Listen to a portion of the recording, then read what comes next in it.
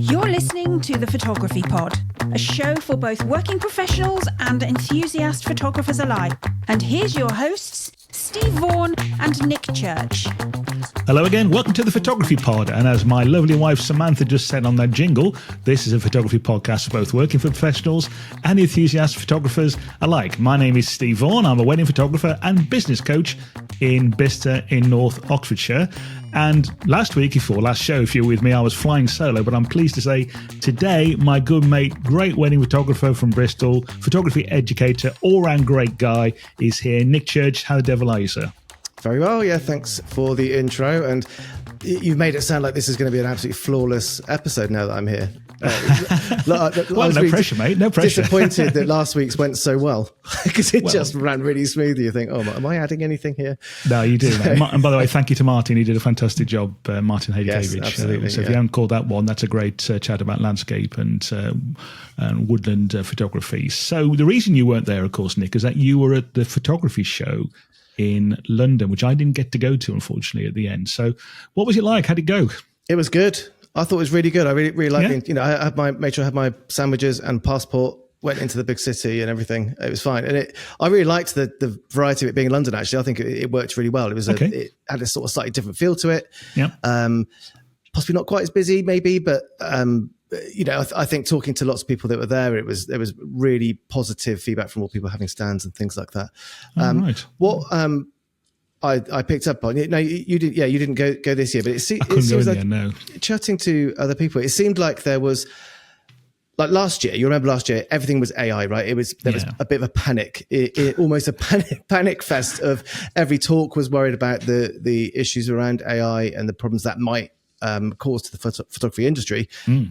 And there was nothing like that at all. It was almost just not mentioned, and that maybe in an uncharacteristically positive mindset. I was thinking it seems like we've now embraced the positive sides of AI because in all the platforms that we're using every day, Photoshop and Lightroom and everything else. And I was doing a talk about the myths of being a professional photographer, and it's saying about things like, I'm probably going to have loads more time to do photography, which we know is an absolute myth that you never get more time. And it led on, the talk kind of led on to the area of we don't have more time, so it just means you need to carve out more of that time, and that's where I came on to sort of editing and AI, and I'd started to use Evoto AI for portrait retouching. Oh, that's interesting.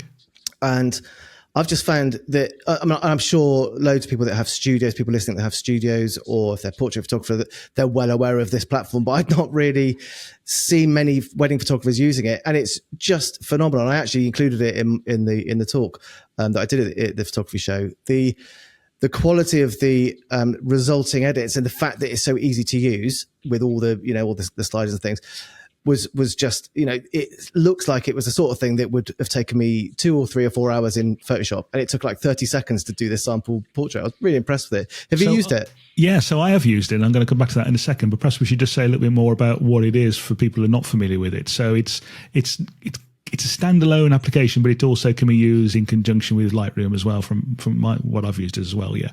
And it's an AI-based retouching platform where you can just let it do its own thing, or you can, be sort of interventional and change some of the settings as well.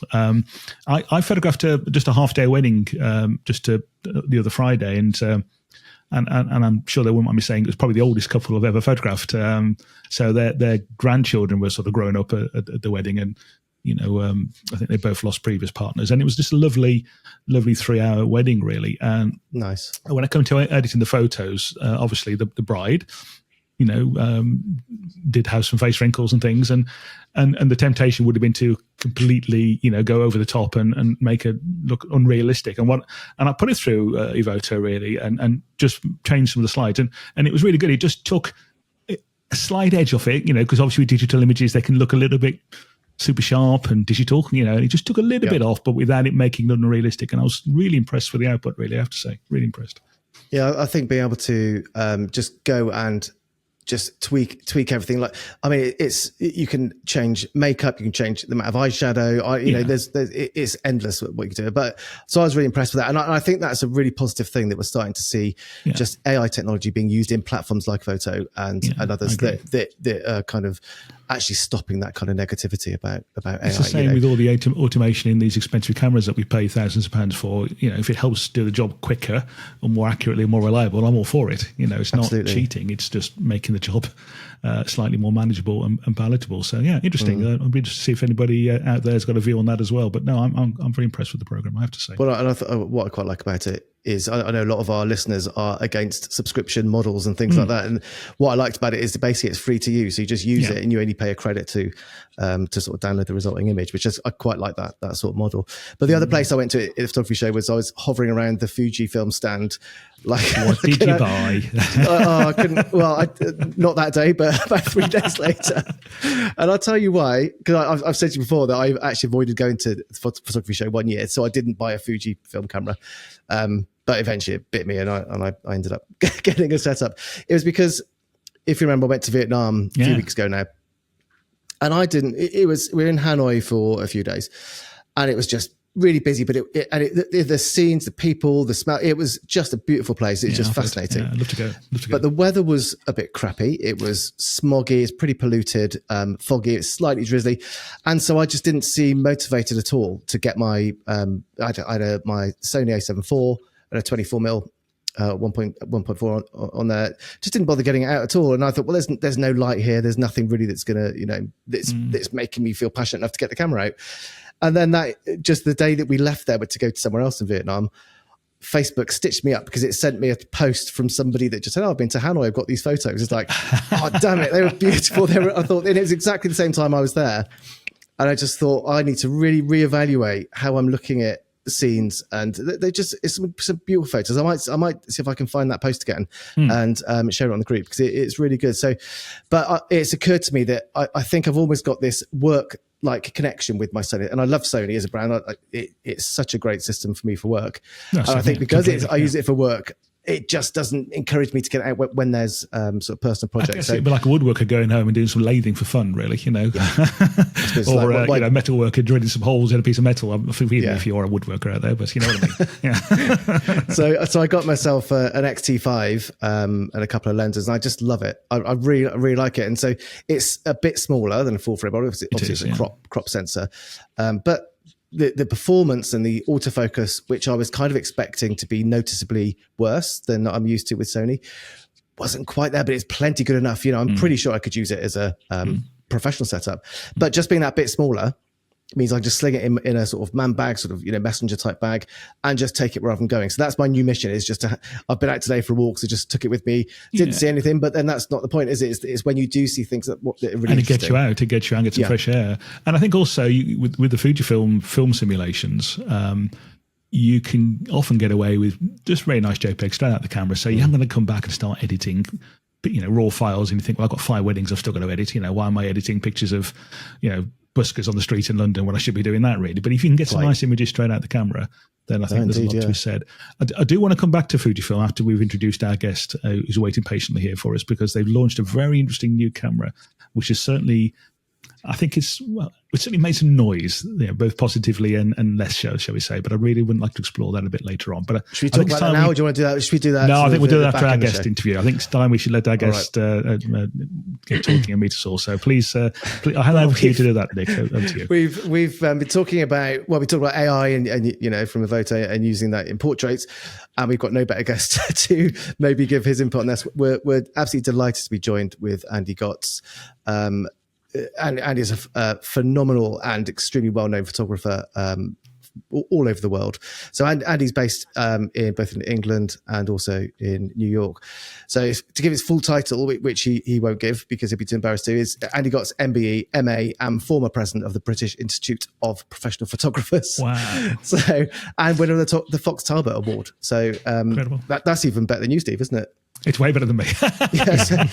I'm not even appearing on the bottom threshold of the rung, put it that way, So we're going to go through some of Andy's work shortly once we've heard from him. His you'd have seen his work with, so he's most well known for his work with celebrity portraits, most incredible portraits, really engaging, and must have a way with working with these people that it just creates a real sort of insight into them as people. And I think it's just, check out Andy Gott's website. It's just jaw dropping.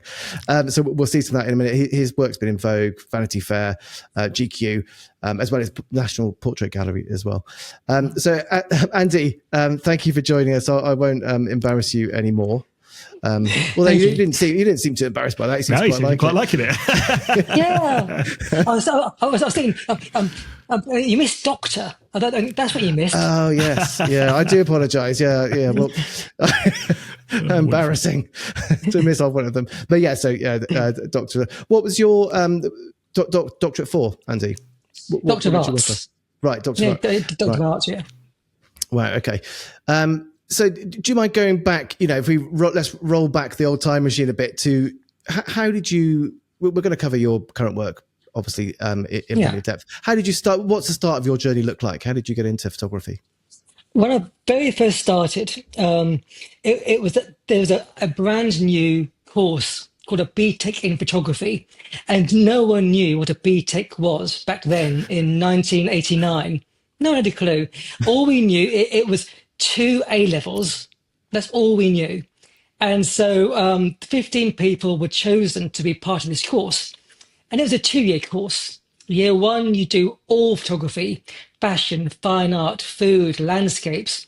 And year 2, specialise in one discipline for a year. And I got to the end of the first year. It was all nice. But there's nothing I could really sink my teeth into for an entire year. Mm. And I was tempted to just, say to myself, I gave it a shot, and maybe it isn't, what I hoped it would be.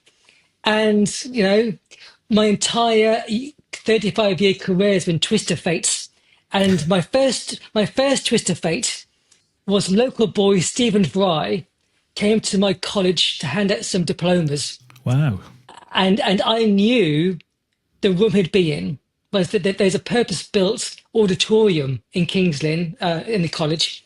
And I know in the arts block, it's empty. And so Stephen, at the time, was a megastar. Was back there in 1990. There was only 4 TV channels. We didn't have Sky TV or remember it well. Cable. And at the time, Stephen was doing 3 prime time shows every week. He was doing Blackadder and Jeeves and Wooster and Fry and Laurie. He's getting like 28 million viewers per show. He's a mega star. Wow. And so I went to his Q&A after I'd set up, and it was a mini studio in the arts block. I went to his Q&A and I put my hand up, and it's this boy at the back. There's Mr. Fry. Could I please do a portrait of you next door? He rolled his eyes and said, well, will you be quick? And I said, I promise. And I took 10 shots in 90 seconds. Wow. And that changed my life. It was that eureka moment. Amazing. It was that moment where all the bits fell into place. I had someone who was like this god of television doing what I told him to do. He was being silly for an audience of 1. There's only me there. And getting him to do all this crazy stuff, only for 90 seconds. And now looking back, I can't recall it at all. It's just all a blur. I remember asking him. I can remember him leaving the room. But the bit in between, I can't remember.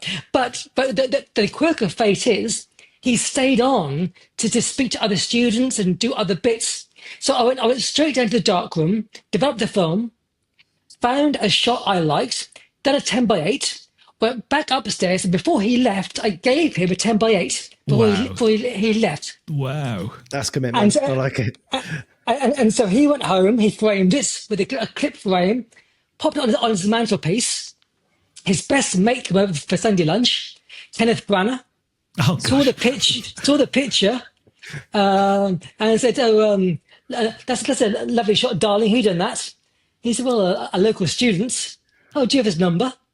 So Stephen gave him my Diggs phone number, and then the phone rang, And it was, "Hi, it's Kenneth Branagh. I'm in Highgate. Do you come here to shoot me and my wife, Emma Thompson?" Good grief. And literally, I'd passed my driving test the month before.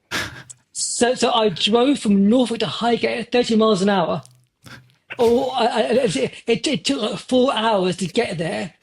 and I knew his address, but there's nowhere to park. So I parked in the first drive that had no cars in it. I was a nervous wreck. Parked my car. This very irate man came out and said, "What are you doing? Who are you? What do you want?"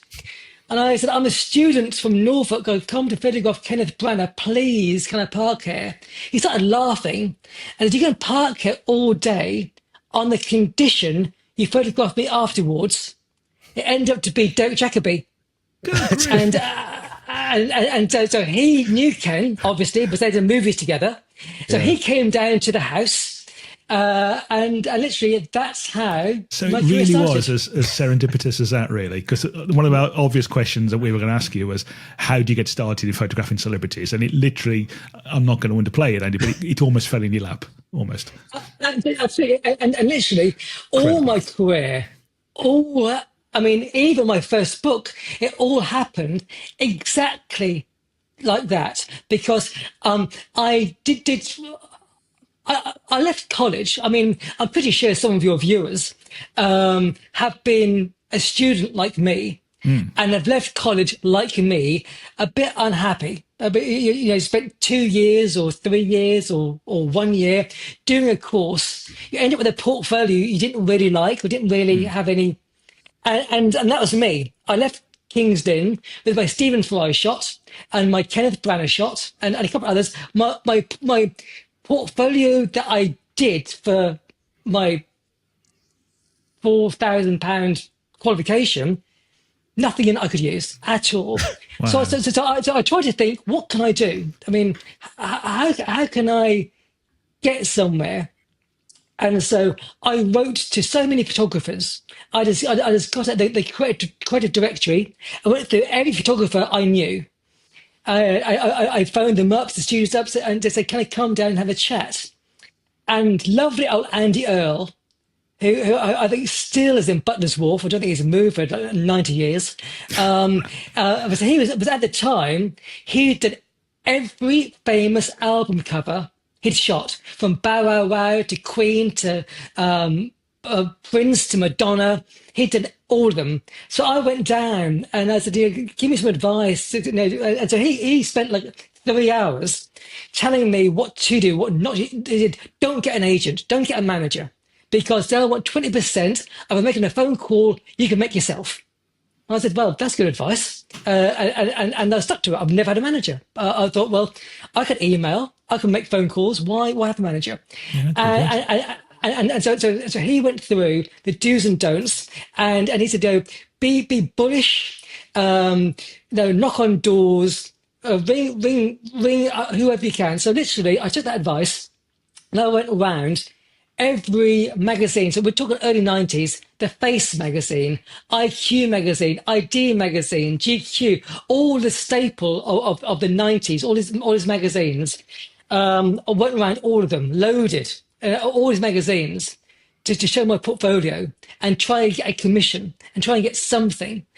And that was a baptism of fire. I'm sure it was.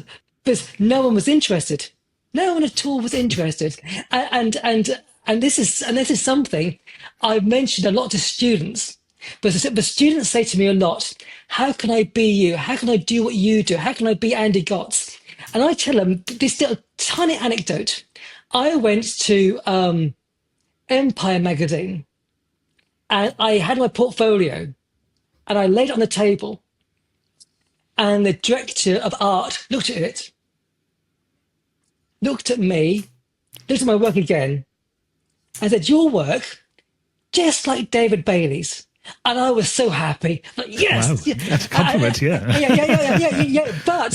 But she said, "If I want David Bailey, I'd hire David Bailey." Yeah. I want to see Andy Gotts's work. That's a great And so again, that was a big wake up to me. I thought, well, I need to find my style and what makes me different from Bailey or Claridge or Duffield or Karsh or Penn or Avedon. What makes Andy Gotts different from all his other? And that was the start of trying to find my style. And I think that was like 93, 94 that time.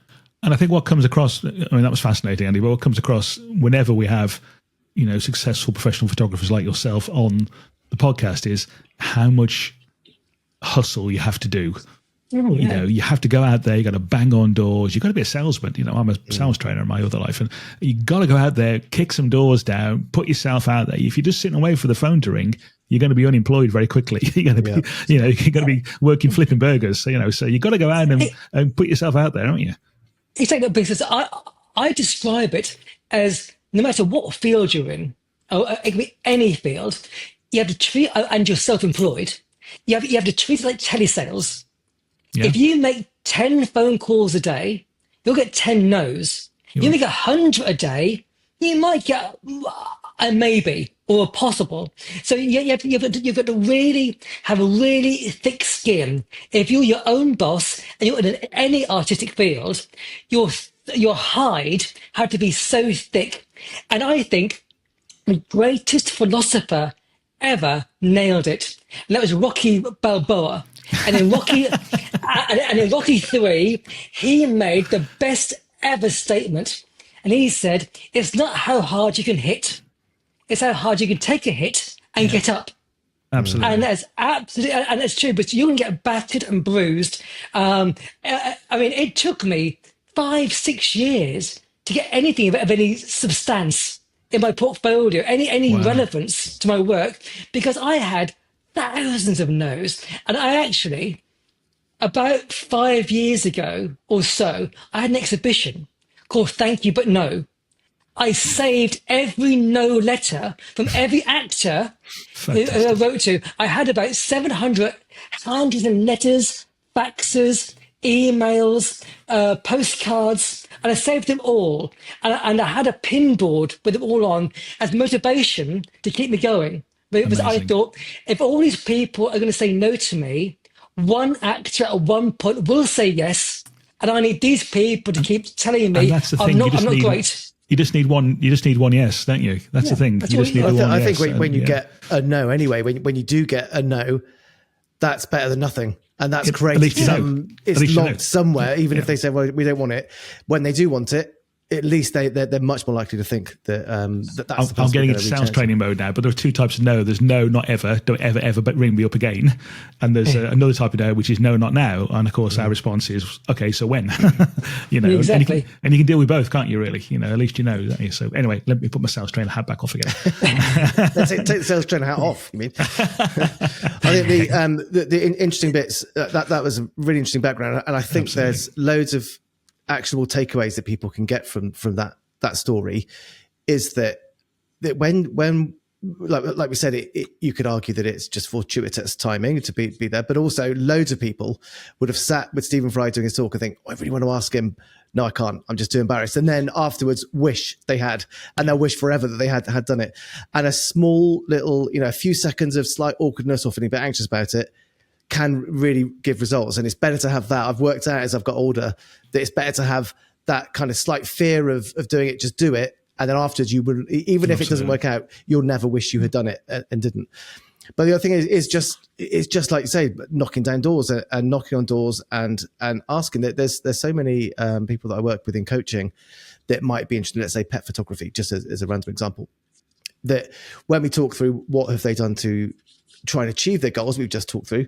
Have you reached out to other pet photographers? Have you done that? No, I haven't done that. It's like, well, that's something obvious that you can do. That's something that you can do, and you do it enough times where, sure, it's only going to be 0.1%. It will come off, but if you do enough, then that starts to round up to 1, not 0, and then that suddenly you're off, and that's a really good starting point. But I do say a lot to people when people talk about how much I've done and how vast my career has been. I do say, quite flippantly, it is down to luck, but I'm also the first person to say I made my own luck. Because you have to make your own luck. You can't sit there waiting for it to fall on your lap. You can't sit and waiting one day someone's going to phone me. You have to be in the moment and make things happen. And again, I think of what Gary Player said. But Gary Player did a hole-in-one once. And someone from the sideline shouted out, "Gary, you're so lucky." And he said, "Yeah, the harder I practice, the luckier I get." Yeah. And it's absolutely true. I mean, if you put in the hours, you will make your own luck. Yes, it is luck, but you will make it. And that's a key to any profession. I'm just going to share some of your portraits. Just while you do that, let me just ask Andy a question, because I think it sets up you doing that really. So let's go back to the show you had when the director of art said, "I want to see the Andy Gott style." So while Nick gets the photos ready, what is the Andy Gott style? Describe it, particularly for the audio listeners. What is your style? Do you think? What is your way of working? I mean, I do wave a flag quite vigorously to say I am the only celebrity photographer who work at the A-listers that I work with. So I'm the only one who don't edit my pictures. There's no retouching, there's no Photoshop. Wow. If someone comes to the shoot with a pimple, with hair out of place, it's all in there. I don't edit anything out. And an example is I shot Scarlett Johansson, and she came to the shoot with pimples on her forehead. And I did say, Scarlett, just to say, if you want to wait a couple of weeks and we reconvene, but I won't take them out. She said, no, I want young people to see I have flaws. I'm not a vision. And what's lovely is so many people at that level are kind of on my side. But I'll give you another brief example, because I shot Brad Pitt a long while ago for the first time. He was doing the movie Troy, so we're talking a while ago. Yeah. And he only had 2-3 days to do stuff that wasn't movie related. So he booked in 2 photo shoots. On the Tuesday, it was Annie Leibovitz doing a Vanity Fair cover. And the Wednesday, it was Andy doing his book degrees. So that was it. And because it was in Pinewood Studios, we had to use the same location. So it's called the Orangery, the same room, the same lighting, because we only use Pinewood lighting. So we had the same setup. And with Annie, she had a cast of 1,000 with her, about 20 assistants. And day 2, it was me and a camera, because I have no assistants. I have no one at all with me. It's just an empty room with me. Wow. So Brad came, knocked at the door, looked over my shoulder and said, "Oh, I thought there's a photo shoot here today." Yeah, I said, "There is." He said, "Oh, well, with Andy Gotts." I said, "Yeah, I'm Andy Gotts." And he said, "You answered the door yourself?" I said, "Yes, I'm capable of answering a door." and he said, "I can't get over. Yesterday, I was in this exact room, but literally, I couldn't move with people. And today, he said, this is how a shoot should be." And we got on so well, and we had an amazing time. And then about a month later, we met up for a beer in Covent Garden. He bought Annie's picture, and I bought my picture. And we put them side by side on the table. And Brad looked at them. He went, "Andy, what's the difference?" And I looked and I looked. I said, I don't know. I said, "Well, Annie's got her go-to style and I've got my style." He said, no. He said, "Cut through that. Look at me. What do you notice?" I said, "I don't know, Brad."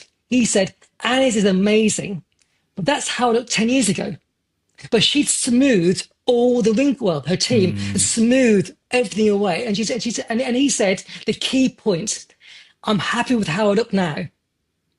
Great. And I think that's why lots of these people love what I do, because I don't take away anything. I don't add anything. I capture the moment. I do what good old Henri Cartier-Bresson said, the decisive moment. I capture that moment in time. I don't try to make something there that wasn't there. No, yeah. absolutely. I think you can see that.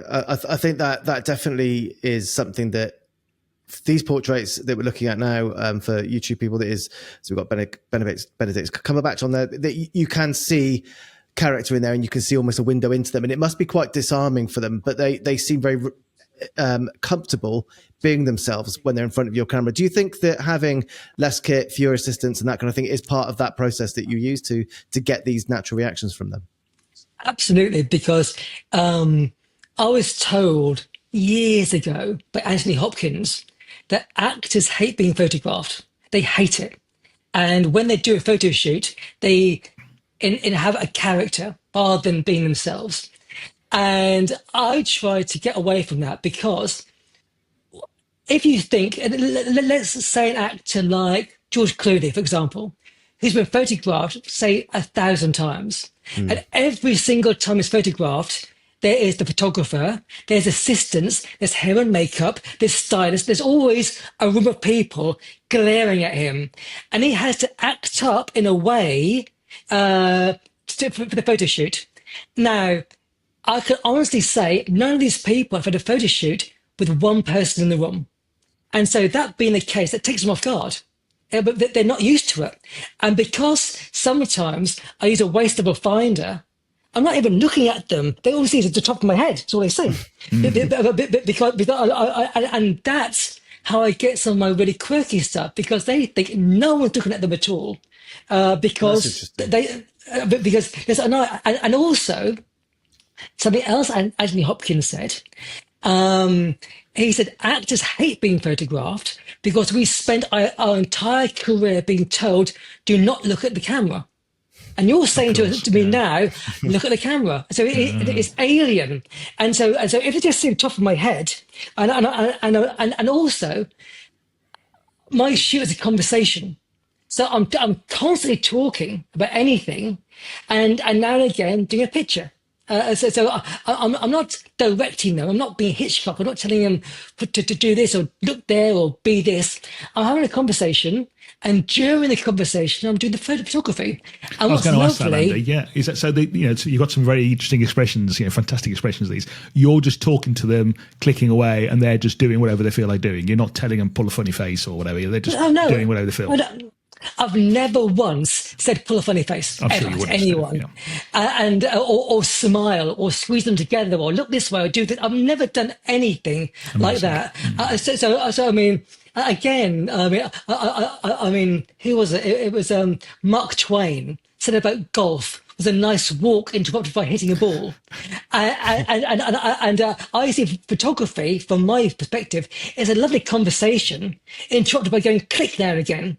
And it is a conversation, and so the way I construct my photo shoot is I spend at least 20 minutes talking beforehand with whoever I'm photographing to see what kind of mood they're in, and if they're in a happy mood or a playful mood or in a more thoughtful mood, and just trying to figure out. But if I go in with an idea, I want a quirky, silly shot, and the person isn't in a quirky, silly mood, it's silly me trying to get something silly out of them.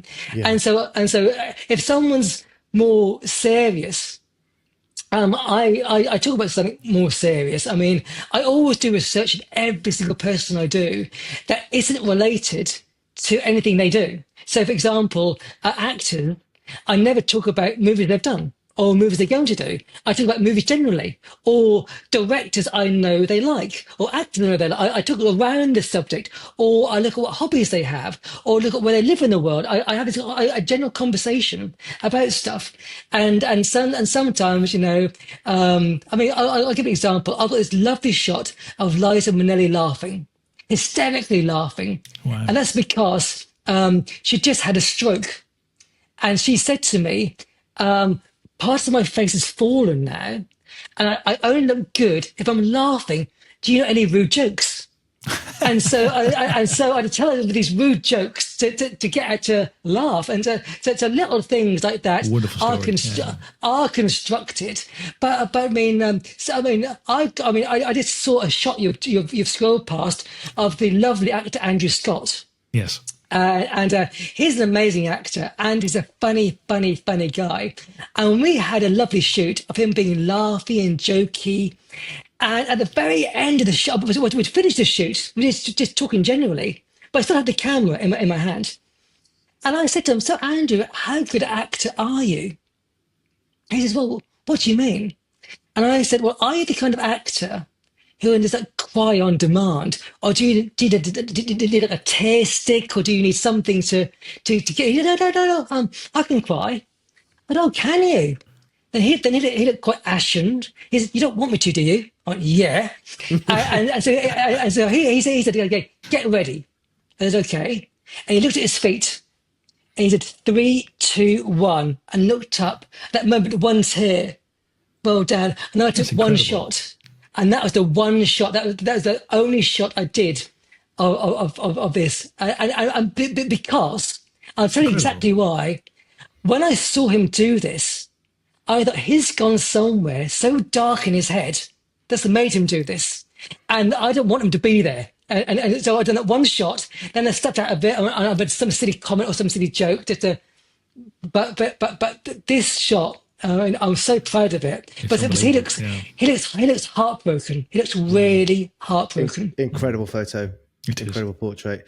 But I think your what you must have is, one is all the photography skills, is a very skilled way of taking somebody on a journey through, working out what their character is, working out what the character is on that particular day, and using all of those to be able to elicit these sort of reactions and just go with the flow. I mean, so you don't have so much of a plan beforehand of exactly what you're going to end up with. Is it just a bit more on the cuff?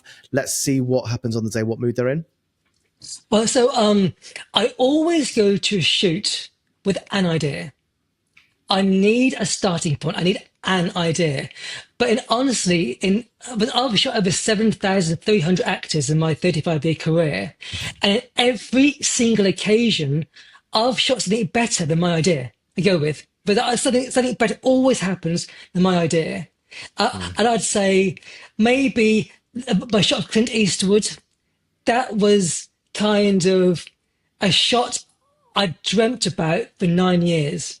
And whenever I closed my eyes, I could see this shot. So literally, the first shot I took was the shot I used, because it was embedded in my head so severely. And then we spent the next half an hour just doing variations of that, really. But I mean, I do have an idea, because it'd be a bit silly to turn up with no idea at all. No. I don't want to go there with like a mood board with like 20 different ideas and it's tick them off because there's spontaneity. So I have a starting point, and then just see how much champagne I can plow down them and see how much fun we can have. And I think how much comes from them, Andy? If they want a particular sort of style, do they have input into this process as well, or are they kind of just interacting with you and you're then working out when the best time to get this photo is? Do they come prepared with a similar, you've got a plan beforehand? Do they as well? Every actor have their go-to face, and that's what I need to get that out of their head, because everyone, you don't have to be famous, but everyone, even if you do a selfie, you all have your favorite face. You all have you all have. But this is my best side. I mean, we all think we know what our best angles are. So every actor, every musician, every model, always come wanting to pull their face, and so that's what I need to get rid of. So to answer your question, it has to be 50%. It has to be, if a photo shoot is all my idea and all my input, every photograph in my portfolio will look identical. If they come to my photo shoot and they just pull their usual faces, Bailey could have done a shot, Rankin could have done a shot. It wouldn't have been Andy got a shot. So the way it works is I have to do 50%, they bring 50%, then we just sort of dance in the middle, and that little bit of magic that might only last 2 or 3 minutes, where that spark happens, where They don't care. I don't care. I'm just capturing what they're giving to me before either I get bored or they go back to their normal faces. Yeah. There's a little 2-3 minutes where I'm getting the magic. I'm getting something that no one's got before, and no one will get again. Yeah. Before that sort of self-awareness comes back in, and then they're back into their safe blue steel look or whatever they've Absolutely. got. You predominantly, certainly the ones on your portfolio, predominantly black and white. Is that a decision that you've made beforehand, or is that when you get the images back that you decide the treatment? Oh no. When I was a student, I was 19, and it's a brand new college with very limited equipment because it's a brand new, as I said, it's a brand new course. So I had to buy my own camera, and I bought a Mamiya RB67. And I mean, for your viewers that don't know, an RB67 is a film camera. It's a medium format, but the negative is 6 by 7 centimeters. So on a reel of film, you get 10 shots. That's it. And I've never shot 35mm in my life. So the first time I went click to now, the medium format. I've never even held a 35mm camera. And because I had a film camera, for the first 19 years of my career, I used black and white film. I used Tri-X and Ilford 100. I used those two films for my entire first 19 years. Great films. Again, it was looking around the subject that informed me. And I heard someone once, I think it was a painter, who said why he painted in monochromatic colors. He said, if something is in color, like a color landscape, a color portrait, you spend less time looking at it than if it's black and white.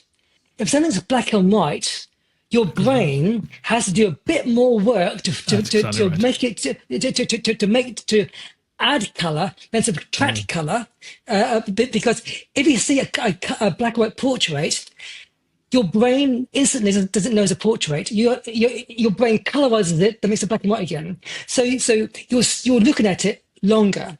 So if you flick to, say, Vogue, lovely color pictures, you'll stop longer on a black and white one before you move to the next page. And so I was thinking, if my work's ever in a portfolio with other photographers and they shot color, they'll be longer looking at my work if I do everything black and white. So literally that is why, and even now, when I shoot color, I do very, very muted color. So it's not color. It's quite desaturated, really delicately done. But that's the exact same reason. If it was like a Hello Magazine saturated color picture, I mean, it's like seeing someone walking down the road, it's like watching a television. It's like that's what you are wanting to see. If all of a sudden you see a face is a bit more bluey or a bit more, desaturated, you'll stop a bit longer. So that's exactly why I suppose it's like the equivalent of the idea of people that if you want people to listen to you, talk a bit quieter, and it makes people listen a bit harder, doesn't it?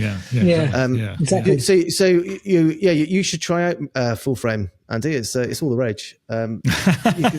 So what's your current setup? What will be your preferred go-to? Say. Yeah. So I still shoot on Mamiya RB. I've also got a phase 1. Which I had to get one. I didn't want to. I went to America in 2008 to shoot Al Pacino at his home in LA, and his publicist in New York wanted to see what I was shooting. And I said, oh, that's fine. I mean, I'll do the shoot. It'll take me like 3 days to contact sheet, and then I'll post it to you next day delivery. And they went, no. We want to see real time what you're shooting. Wow. I said, that's impossible. And they said, you need to do digital then, so we can. Otherwise, we won't approve the shoot. So literally over a weekend, I learned how to tether which I didn't even know what a tether was. I thought it was a fishing thing. I had no idea what a tether was. And so I had to learn. I bought a laptop. I hired a Phase One. And Phase One gave me the capture software. So I taught myself over a weekend. And then literally from then, people didn't want to be patient. I mean, even now, I get grumpy now. But when I do a shoot, there's no one in a room with me. There's a publicist. There's no one. Now and again, you get, let's say, an actor who's a bit more testy than they should be, and they want someone with them to have a bit more confidence for photo shoot. And those people like to stand behind me, seeing what I'm shooting. And if I do have my Phase One, I turn off the screen at back so they can't see what I'm doing. But I can remember I went to see, but when digital first started in like the early 90s ish, I went to watch photographers shoot. And these like fashion photographers who like shoot 3,000 pictures in like 2 minutes.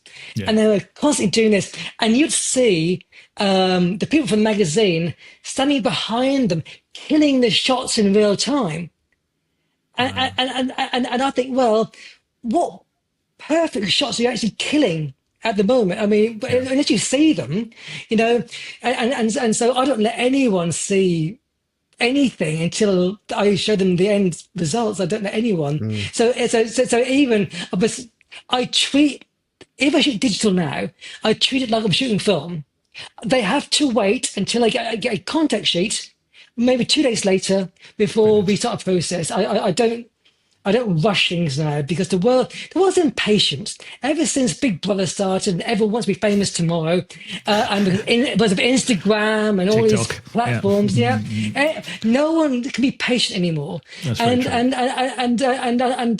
and no one can self-edit anymore. They overshoot all the time, and I shoot digital like I shoot film. But on Phase One, you can alter it so the time you press the button, there is a delay. You can't do this. It's click, rest, click. But just like you're shooting film, it's like you're shooting, winding on. It's literally there's a breath between. And I love that. The people I work with don't, because they want it, and I think maybe again that's why I get the shots, because sometimes in between them waiting, they then have a breather because they're thinking they're waiting between shots, and sometimes I do take a shot and wait. And I make them wait so uncomfortable. They do something, but I photograph it. It's like the whole decisive moment thing again. And if you keep doing this, I mean, I know photographers in LA who shoot stills with a red movie camera. So literally, they press start and they 36 frames a second, and then after like 20 seconds, stop. And they've got like thousands of stills they can use. That's what they do. And it's like the wedding photographers we know, they do 20,000 frames at a wedding. Yeah. But that's another story. So, and it's been fascinating, absolutely fascinating hearing some of the stories. And one of the questions I was going to ask was, tell us some stories, and you've done that incredibly well. But is there one particular shoot that you've done that stands out more than any other in terms of either the image that you got or the person you photographed or just what happened on the shoot? Any one that really would be? So having shot, over 7,000, it's really hard, because I'm sure I photograph the most famous people in their field, acting, music, and models, the most famous people, and I do have a favourite, and there's three favourites, but I'd say in 100 years' time, when I'm long gone in this, I'm cloned, there'll be one shot I'm known for, and that'll be my shot of Tony Curtis. And I'm fully aware lots of people have no idea who Tony Curtis is. But I am a movie buff, and Tony Curtis was the most underrated actor of his generation. Absolutely. And yes, he did do Some Like It Hot. Yes, he did do The Boston Strangler. Yes, he did do Spartacus and all these amazing movies. But he never did hit the big time. And yes, he dated Marilyn Monroe. Yes, he did all these things. And I really, really want to meet him because he fascinated me. And I spent literally 7, 8 years trying to photograph him. And I'd always phoned up his agent, and it was always Tony was ill or Tony was busy, like for 7 years, and it's always busy or ill.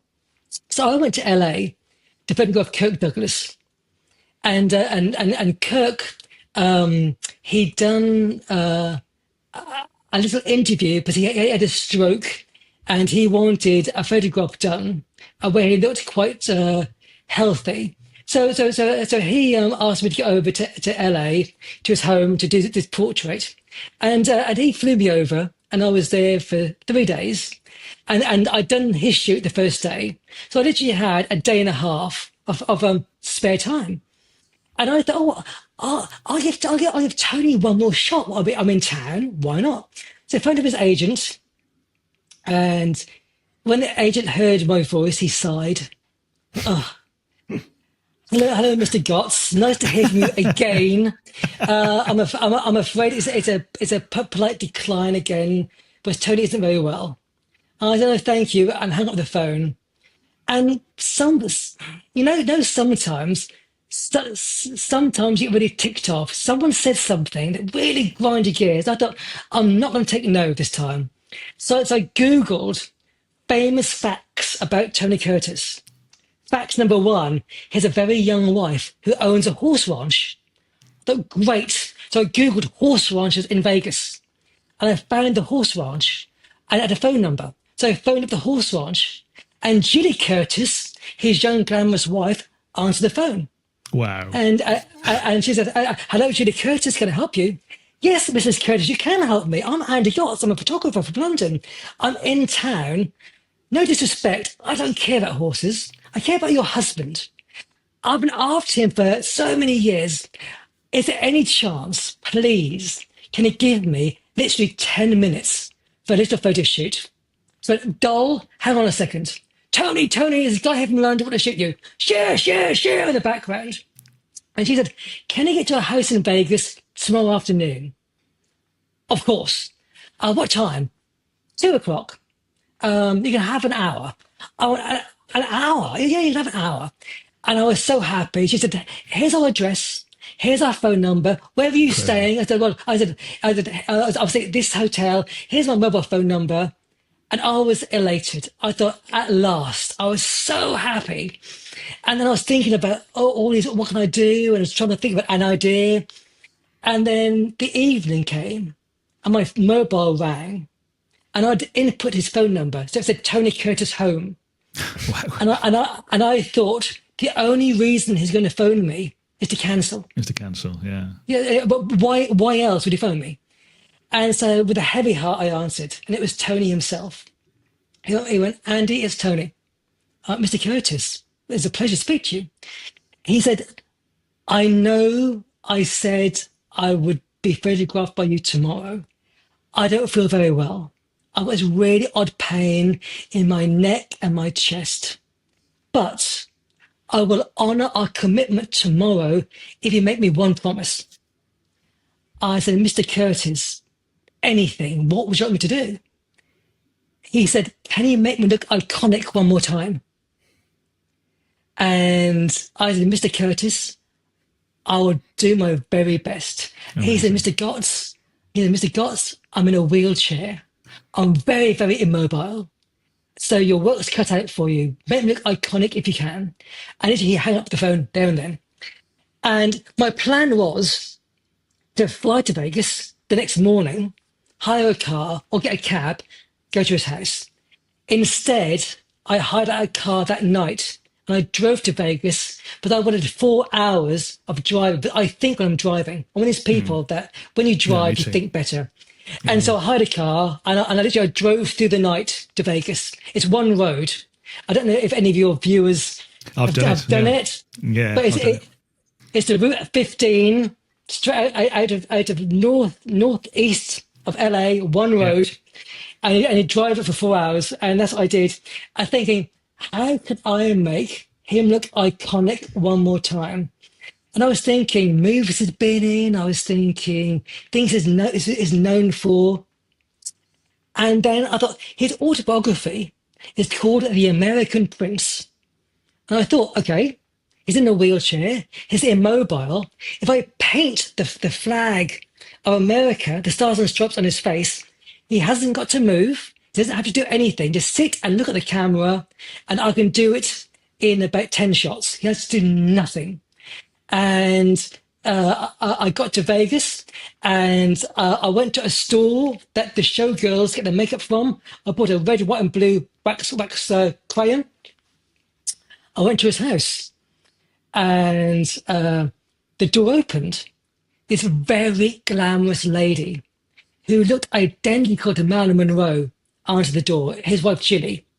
Now, bear in mind, Tony was 85, Julie was 37, and she looked identical to Marilyn Monroe. She had the white blonde peroxide hair, she had the white flowing dress, she had the bright red lipstick, identical to Marilyn Monroe.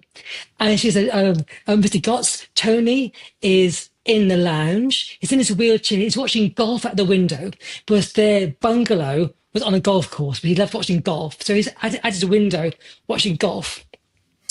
And so I went over, and bless him, he tried to get up to give me a hug. And I knew he's literally paralyzed, but he tried to, and he put his arms around my neck, gave me a big kiss on my cheek, and he hugged me, and he hugged me, and he whispered in my ear, "Thank you, thank you, thank you," and I said, "Mr. Curtis." I said, thank you for the time. He said, people don't come to see me anymore. He said, I don't get visitors anymore. People don't come to the house anymore. Thank you for bothering with an old guy like me. Incredible. And I said, I've been trying to shoot you, sir, for literally years, and I can't get through it. I literally, the agencies don't do everything these days because he thinks I'm disabled and I don't be seen this way. And but literally, we sat there. And he said, let's have a coffee. Tell me your idea. And I said, Mr. Curtis, I'm going to paint on your face the stars and stripes. And he laughed and he laughed. He said, that's an amazing idea. He said, how long do you need? And I said, well, I told your wife, we've got an hour. He went, well, I'm going nowhere. Are you in a hurry? I said, well, no, I've got a flight tonight. He went, take as long as you want. He said, don't wash it. Make it look good. Paint it so it looks good. Don't wash it. So for nearly 2 hours, I was about 6 inches from his face, hearing the stories about him and Marilyn Monroe and the affair they had. But bearing in mind, I thought I knew everything about him, everything. And he was telling me things I've never read before. He told me a story that I knew he had an affair with Marilyn. I knew that. That was common knowledge. I didn't know she got pregnant with his child. Gosh. And he was going to leave his wife, Janet Leigh, to start up a new life with Marilyn. Marilyn miscarried during filming Someone Like It Hot, so they kept all the secrets. They told no one, and so it's all kept a secret. And he was telling me about his relationship he had with Sammy Davis Jr. He had like a romance with Sammy Davis Jr. And it's all about how he had to sneak in, even though Sammy Davis was a headliner, he couldn't go to see a black man. And this was in like 62, 59, 62. And just for the Brat Pack sort of thing, really, wasn't it? Yeah. Exactly. And he told all these stories, and I couldn't believe it. And so I literally done 20 shots because I knew exactly he had to be kind of motionless. And I've done his 20 shots. I then got a baby wipe and I cleaned him up as best I could. And he got his wife to come over and poured us a great big Jack Daniels. And he said, he said, Mr. Gotts, just tell me about you. He said, you're such a sweet guy. Tell me about you. So another hour went past just talking about me and stuff. And then literally my cab arrived. And he got his arms around my neck and he kissed me full on the lips. And then he said, Andy, I'm never going to forget this day. Thank you. Wow. And I got in a car and I got to the airport and then he got the red-eye flight from McCarran back to Heathrow and then Heathrow back to my house. And I literally was so excited about seeing this. I literally looked on my laptop at home and I flipped through these shots. And there's this one specific shot, a little glint in both his eyes, a little tiny glint. Beautiful. And I thought, oh, I like this. I said, I have got the 20. I won't bother looking at the rest. I obviously look at this. This one has captured me. And so literally, I made the blacks a bit blacker. That's all I did. There's only a bit of manipulation in this picture. I made the blacks black because they were a bit muddy black, but I made the blacks black. And I emailed it over to Gilly, literally straight away. Now, bear in mind, it's about 11 o'clock the morning their time. And I know he likes to lay in. Gilly emailed me back straight away saying, Andy, thank you for sending me over that picture. Tony collapsed this morning. He's in hospital. Oh, no. Is there any way you can send me over a high-res version? I'll print it out, and tomorrow I'll take it into hospital and show him your picture. He might cheer him up to show this picture of him with the makeup. So I did. Okay. The following weekend, I had nothing back then. The following weekend, she phoned me. And he said, Andy, I just want to phone you up and just give you some news that I took your picture and to show Tony. And Tony looked at this picture non-stop for 2 minutes. His eyes were fixed on it. He turned to me and said, Gilly, this is the best picture ever taken of me. Wow. And he died that afternoon. Oh, man. Goodness. What a story. And so not only was it his favourite image, it was the last photograph ever taken of him. And so for me, there won't be another shot I'll ever take that to me will mean that much. Well, that's what an incredible experience and what a photo. Yeah. And you know, it just shows that photography is important. It does really make a difference to people's lives, you know, and Andy, you know, you've been very generous with your time today. We just want to thank you for all the stories, you know, all the experiences you've shared with us, really. You know, I think we could talk for hours. I'm sure there's an autobiography there at some stage if you haven't got one on the way.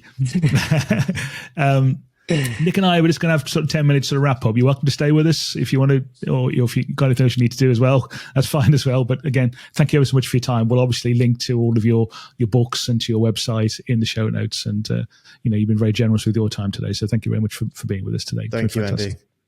Thank you for having me. Thank you very much. Absolute pleasure. So, do you want to stop sharing, Nick, for a second? Oh, yes. It's a beautiful image. I can stare at it all day, but I guess... Yeah, it is. Yeah. Let me take off. There we go. There we go.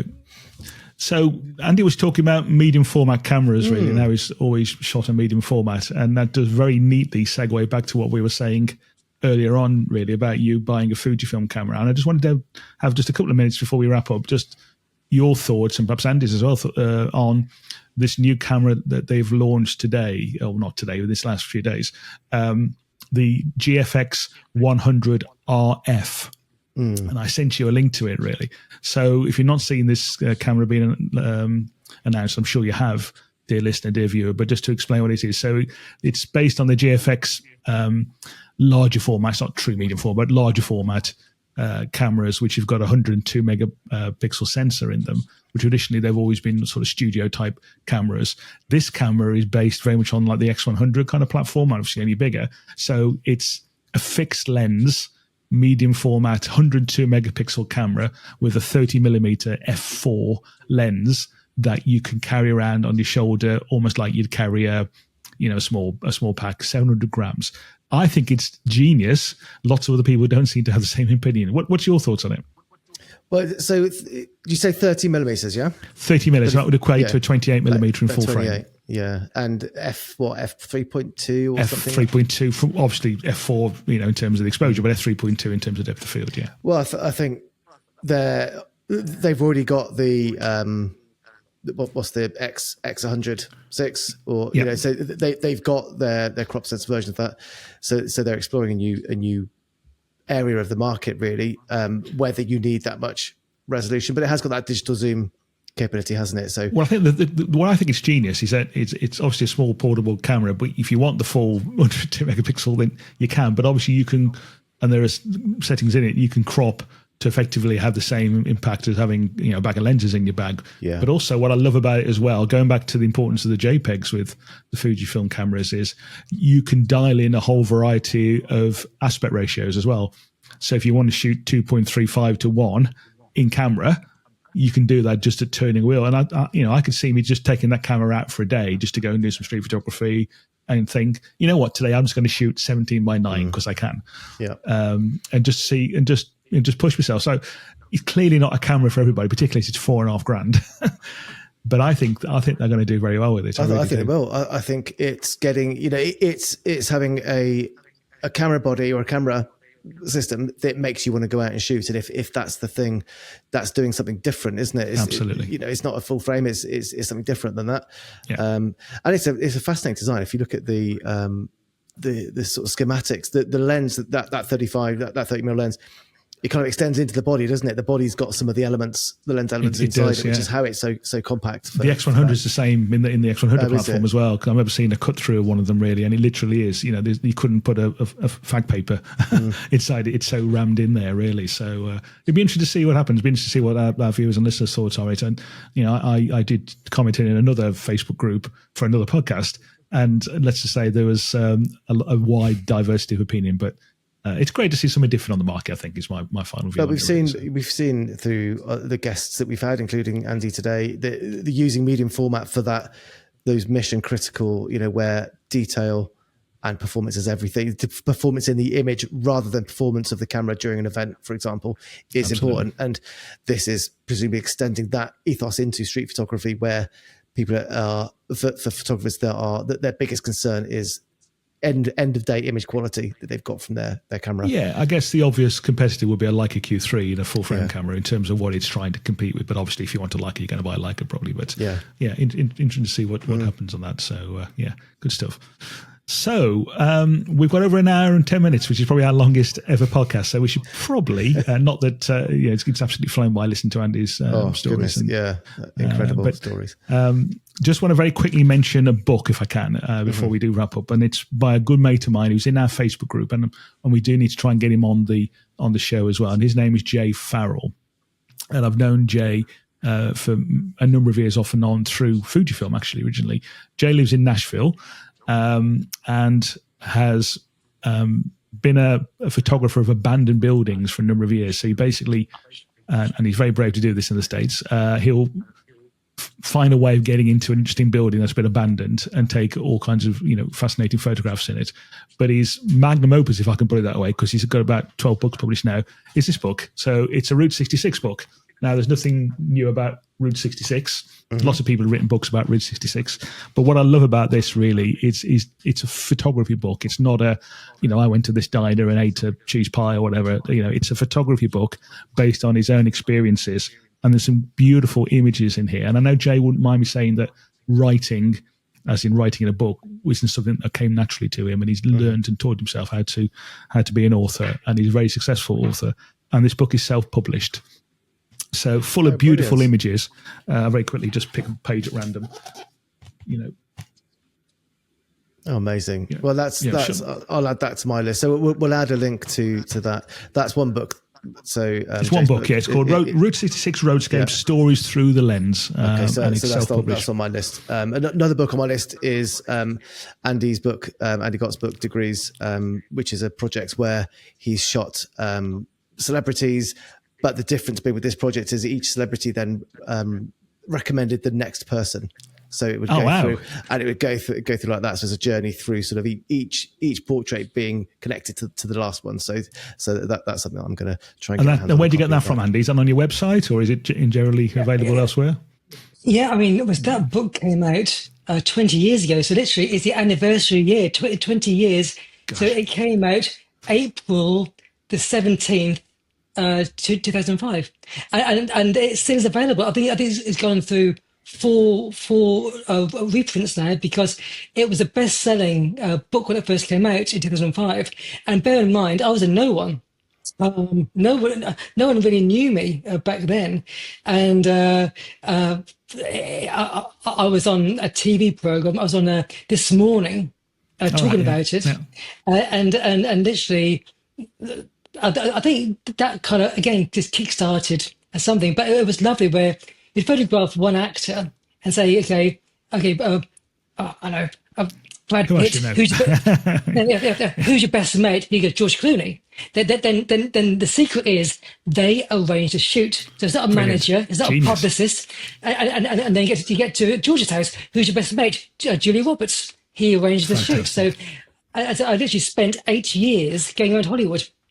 I'm going to have to get you one of my sales training courses and teach people how to get referrals, because you're a genius at it. So, Andy, once again, thank you for being with us today. Nick, good to see you, mate, as well. You too, Steve. Dear listener, dear viewer, thank you for being with us. We will be back again in a couple of weeks' time with another fascinating photographer. We have to join our Facebook group, which is called imaginatively The Photography Pod, to find out who that photographer will be. Don't forget, if you have enjoyed the show, the audio version, then please give us a like and subscribe. If you do give us a like on Apple or Spotify, it does help the show in lots of weird and wonderful ways, really. And Nick is working flat out now, putting all our episodes onto YouTube. And of course, the magic of YouTube means you can leave comments, and obviously you can see the photographer's work in glorious Technicolor or black and white, depending on what they've shot. So please make sure you do check out the group as well. The page, the website for the podcast has got a new home as well. So it's www.thephotographypod.co.uk. So if you go straight there, you'll be you see all the episodes and the show notes and so on. And also, if you want to get in touch with us through email, you can email studio@thephotographypod.co.uk, and we will receive your message. Fantastic stuff. Thanks again, dear listener, dear viewer. We'll be back again in a couple of weeks' time. Until that, happy photographing out there, and we'll talk to you soon.